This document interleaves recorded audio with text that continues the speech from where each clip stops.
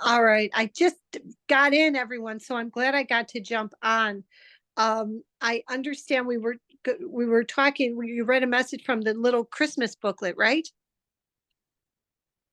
Yes.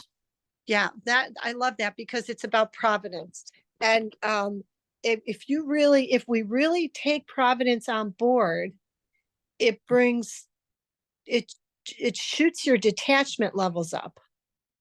And your worry for the future reduces because you're saying to yourself, um, because I rely on providence, and today I will rely on providence in a year, and it will be there for me. It's a practice. It's like a muscle that we can build. So the other thing I was so for Advent coming up, I think maybe it would be a good thing if we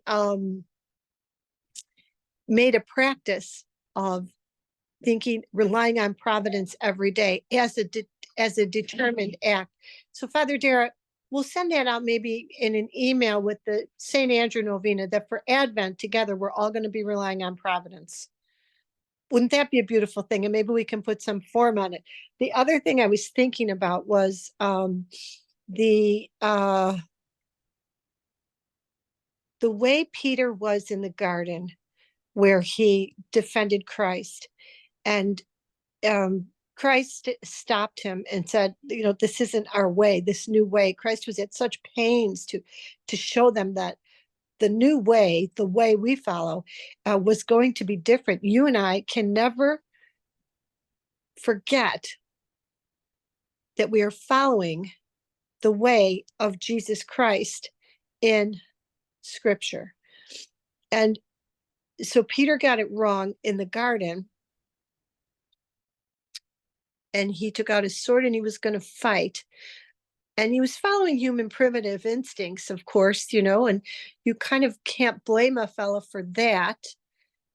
But a Christian has to do something more than that. A Christian has to up his game and kind of go above the human primitive instincts to the Christian response. Now, then you see, if you see something else, then you see he's so confused. Then Peter doesn't know who he is. And I'm telling you this for a reason. He loses his identity there he wobbles. And his wobble made it difficult for him to negotiate the harder thing that was coming, which was Good Friday. Let's take this on board because I think it's important that we remember this. So then who really followed the way in terms of all the apostles was John, who was willing to stand with Christ in disgrace, in danger, with fear, and in total disgrace humanly, and stand with Mary and the women and be part of the disgrace, part of the utter failure, part of the what do you call it, the scandalous end of Christ's life. And I align this with the clergy abuse. When victims came forward and the leadership took out their swords to fight the victims and protected the offenders, they were acting like Peter in the garden. They had forgotten about the way. I swear, I think they've lost their way since. I think our leadership doesn't always, not all of them, clearly, we have our beautiful saints, but some of the leadership hasn't found their feet. They haven't gotten their feet back down solidly on the way, the path that is the way, because they're so busy defending. They should stand in disgrace. With the rest of us, we all failed as a church, as an assembly. And as Margaret pointed out in the groundbreaking, who are the victims really mad at? All of us. They're upset with all of us because they were being harmed. People are being harmed sometimes, and yet we go on and nothing changes, as though their great pain didn't matter. So their great pain did matter, and the fruits of it are all around us. And this is a short piece, but let me read you just this What is the goal of every ministry? Where there is a clearly articulated goal, there can come a clearly directed effort. If the faithful are confused, misled about Christ's view of them, or about his perfect understanding of their struggles, they can only leave the assembly, concluding it is for others and not them. Mm-hmm. Who is confused, I ask you? Those who distort Christ for power, or those who remove themselves from the distortion of him? Who is confused, I ask you?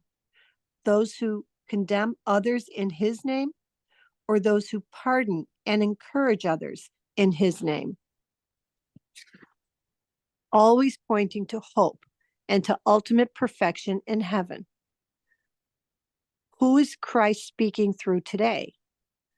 Those with certainty about the sins of others, or those with certainty about God's infinite nature, the infinite nature of God's mercy? So, who is he speaking through today? Those with certainty about the sins of others, or those with certainty about the infinite nature of God's mercy? Our teachings are so beautiful and full of light. Every individual person can look up to the pinnacle of our teachings and aim in that direction.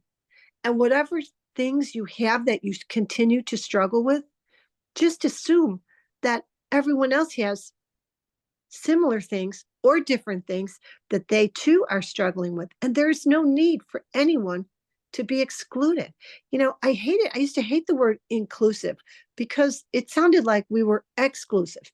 And it's, as you know, what I can't tolerate or abide about our church, that in or out mentality. So we're supposed to be inclusive. We're supposed to be Christians. Holy smoke. Like, what was unclear about Christ's message with the woman about to be stoned? You're the same as her. And he said to her, don't worry, you're just the same as them. As bad as that is, you are the same as them. So you might be prone to judgment of someone else, just as they have judged you. So I feel great about our apostolate and where we're going. And I told you, I promised you, we will swim straight up the center of the church. I don't see there is no problem with what I'm saying to you and the beautiful teachings of our church. I'm talking to you from the midst of those teachings. And if you're one of those Catholics who wants to talk about people's sexual sins or any of their sins, well, what I would say is, I think you should talk about God's mercy for everyone, and that they'll find their perfection in heaven. For now, if they could just know their love, no matter what they're doing, what their lifestyle is, God's never going to say, hey, a lifestyle that causes you terrible anguish is good. Never. He's not going to say that. We'll stipulate to that. And I would say to you, promiscuity is really sad and dangerous. And there's a reason people are behaving that way. And we'll stipulate to that that's not in our teachings, but people have wounds, and you have wounds, and maybe you're someone who recovered from behaviors that weren't good for you. Well, then how, in the name of God, can we cut off the idea of hope for people who aren't as far along as maybe you are in one area? Maybe we're insufferable in another area. Do you know what I mean? There's work for everybody. And that's the good news. There's hope for everybody. There's mercy for everybody. And there's work for all of us to do. So I love our apostolate. I'm so grateful to Christ that we are part of it and that we get to be, take our place in the journey of renewal for our church. I mean, what else would we be doing with our life? What would be better than this, my friends? We can't think of anything here at the headquarters. None of us. We've always said, well, sure, what else would you be doing if not this?